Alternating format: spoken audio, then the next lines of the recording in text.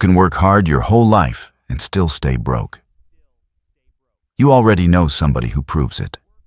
Somebody who never misses a shift, never calls in, does everything they were told to do, and still checks their account balance before they swipe at the register. Hardest worker you know and still scraping. So let me say the uncomfortable thing right up front. It was never really about money. The thing keeping most people stuck isn't sitting in their bank account. It's sitting in their head. Because long before you ever earned $1, school and the world around you quietly loaded a few beliefs into your brain about money. You didn't pick them. Nobody sat you down and taught them on purpose. They just soaked in, from teachers, from TV, from what got said around the dinner table. And every one of them is wrong. They feel like plain old common sense, which is exactly why they're so dangerous and exactly why good, hard-working people stay stuck their entire lives without ever knowing why. I had all 4 of them myself.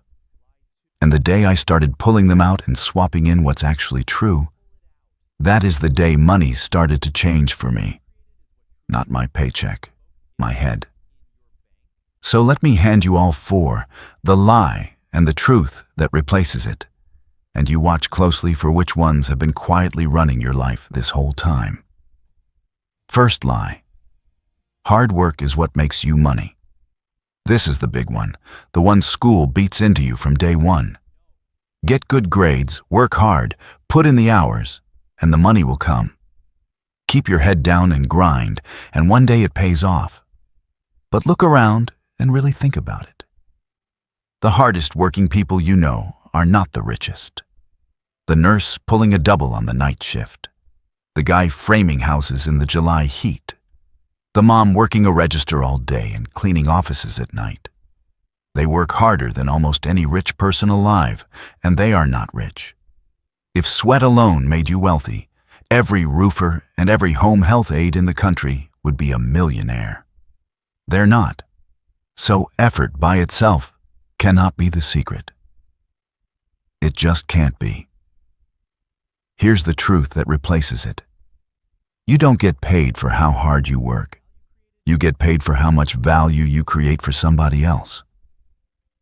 A mechanic who finds in 10 minutes the problem a dealership couldn't crack in 2 days can charge more for those 10 minutes than another man makes hauling boxes for a week.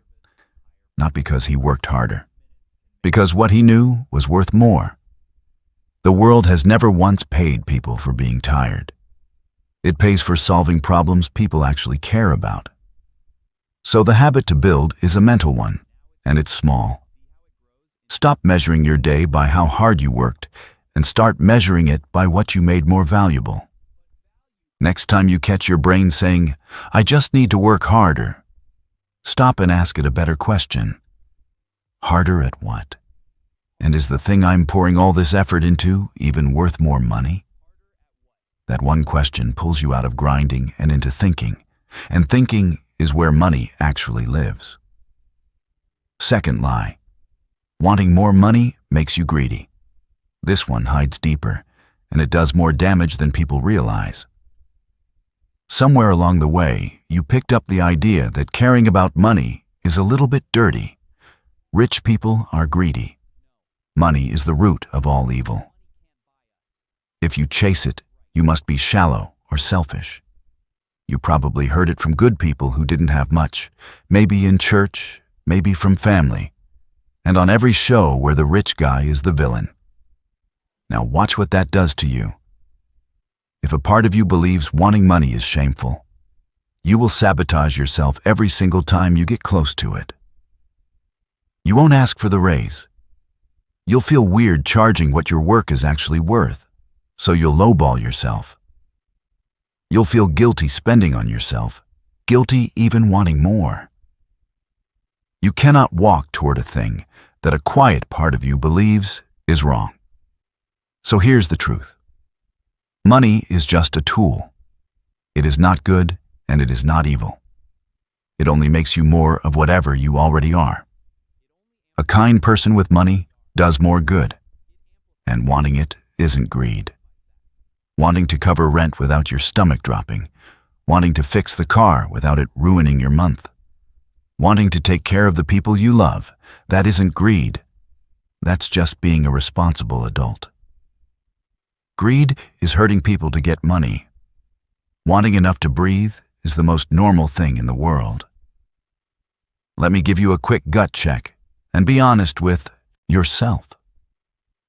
Think about the last time a friend told you they got a big raise or started doing really well. What did you feel in that first second? Was it just good for them, clean and simple? Or was there a tiny twist, a little flicker of judgment or jealousy?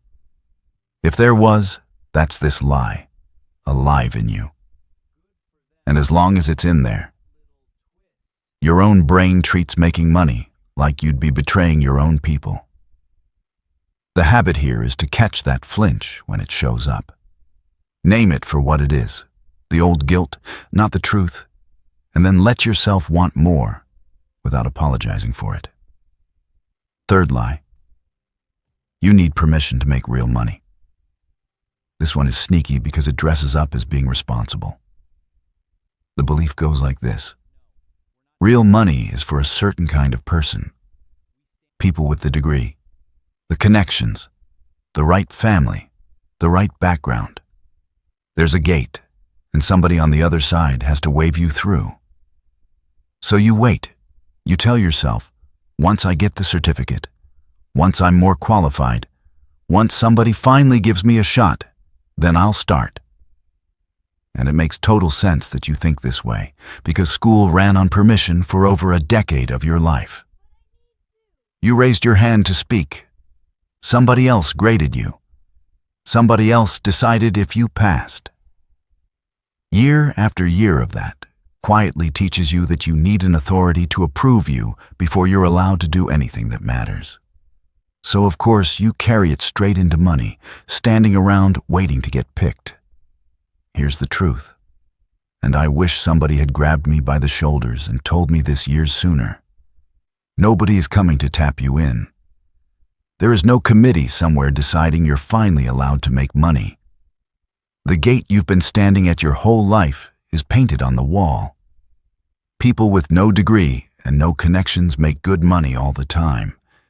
And people with framed diplomas on the wall stay broke because the gate was never real. The only thing truly stopping most people is that they're waiting on a permission slip that is never, ever going to come. I lost real years to this one. I kept telling myself I wasn't ready, wasn't qualified, wasn't the type of person who pulls something like that off. The honest truth is, I was just scared.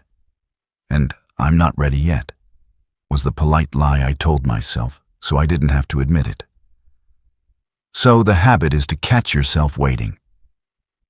Anytime you hear your own head say, once I'm qualified, once it's the right time, once someone gives me the green light, recognize that for what it is. That's the gate talking. And you stop asking the world for permission and you hand it to yourself. Fourth lie, and this is the big one, the deepest one of them all, because it sits underneath the other three. I'm just not a money person. This one is brutal because it doesn't feel like a belief. It feels like a fact about you, plain as your height. I'm bad with money. I'm just not a numbers person. Nobody in my family was ever good with this stuff. It's not in me. It sounds like you're simply being honest about yourself. But it isn't a fact. It's a story. And your brain will spend the rest of your life quietly making that story come true. If you believe you're bad with money, you'll avoid looking at your account, you'll dodge the budget, you'll make the lazy choice, because that is what somebody who's bad with money does. You're not actually failing at money, you're succeeding perfectly at being exactly who you told yourself you are. The label writes the script, and then you just act it out, year after year, never noticing you're the one holding the pen. And usually that label isn't even yours. You picked it up somewhere a long time ago, maybe from a parent who said it about themselves, maybe from one mistake you made once and decided it meant something permanent about you. So here is the truth to swap in. Nobody is born good or bad with money. It is not a personality type you got stuck with. It's just a stack of beliefs and small habits, and every single one of them can be learned and swapped out. The people who are good with money are not a different breed of human. They just believe different things and do a few small things differently, over and over. And here's how you flip it. Because this is the whole game. You don't wait until you feel like a money person to act like one. You change the sentence first, before you even believe it. You start saying, I'm someone who's learning to handle money. Clumsy and unconvinced. That's fine. Then you go do one tiny thing a money person would do, and that small thing becomes proof. See, I did that. Then you do another. You stack up little pieces of evidence until the new story isn't a stretch anymore. It's just true. You act your way into who you're becoming. You never think your way there. So those are the 4. Hard work alone makes you rich. Wanting money makes you greedy. You need permission to start. And I'm just not a money person. 4 lies slipped into your head before you were old enough to talk back. Not a single one of them is your fault. You didn't write them. But here's what nobody tells you. It doesn't matter who put them there. Now that you can finally see them, pulling them out is on you and nobody else. You don't have to rip out all 4 tonight. Just pick the one that stung a little while I was talking. You know which one it was. The one where something in your chest went, oh, that's me. That right there is the lie that's been running your life the longest. Start catching it. Every time it opens its mouth, answer it back with the truth that replaces it. Because the money was never really the problem. Your wallet is just doing what your head tells it to do. Fix what's in the head, and the wallet has no choice but to follow it. So the only question left worth asking is this one. How much longer are you willing to let a lie that somebody else planted decide what the rest of your life looks like?